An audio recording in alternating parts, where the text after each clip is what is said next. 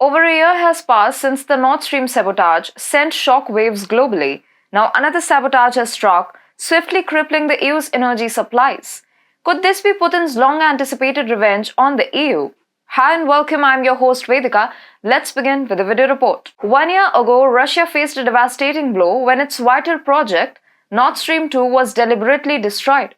This act shattered any hope for a potential reconciliation between the EU and Russia, as energy stood as the sole connection that could have facilitated such a revival. Russia swiftly pointed fingers at the West, while the Western nations, in their typical fashion, shifted the blame back onto Russia, offering excuses. However, Seymour Hersh's investigative report on the sabotage revealed the truth.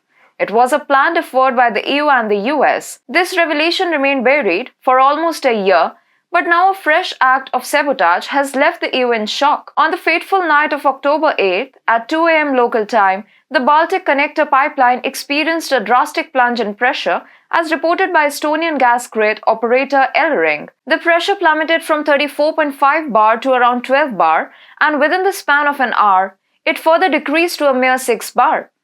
These alarming figures strongly indicated a significant leak, suggesting that the pipeline's contents had seeped into the ocean. Immediate action was taken. The pipeline's valves were promptly shut to prevent further gas leakage. The Baltic-Connector pipeline, spanning 77 kilometers across the Gulf of Finland, links Inku in Finland and Palski in Estonia. Operated jointly by Estonian electricity and gas system operator Elering and Finnish gas transmission system operator Gasgrid, it can transport up to 7.2 million cubic meters of gas per day bidirectionally. The incident disrupted the transportation of approximately 30 gigawatt hours of gas per day from Finland to Estonia.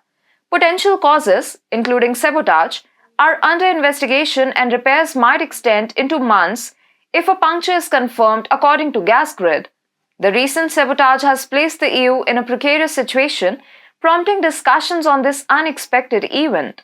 The EU initially pointed fingers at Russia for the Baltic-Connector collapse, echoing concerns voiced by Finnish officials who suspected sabotage. This development has raised concerns within NATO, especially considering the proximity to the first anniversary of the Nord Stream 2 sabotage. NATO has vowed to retaliate against Russia if this attack is proven intentional.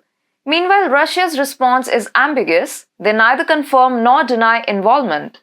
Kremlin expressed concern over the damage to Baltic-Connector gas pipeline, calling it disturbing.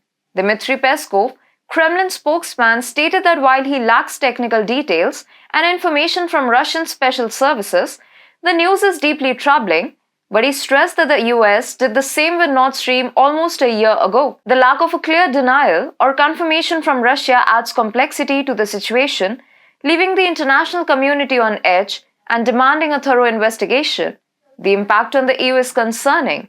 While both countries involved have arranged alternative fuel sources to cover winter demand, the disruption caused by the Baltic-Connector hit poses a significant problem. The EU now faces potential troubles as this incident has disturbed the existing pipeline network. This disruption is likely to lead to an increase in electricity costs due to limited supplies, exacerbating the ongoing energy crisis that has troubled Brussels for the past 1.5 years. The sudden interruption raises suspicions, pointing fingers at Russia. The situation is akin to someone touching and hitting a nerve in a human body, causing it to crumble entirely. This is the current state of the EU without Baltic-Connector. The EU must now grapple with this crisis, considering its implications on energy security and the economic well-being of its member states.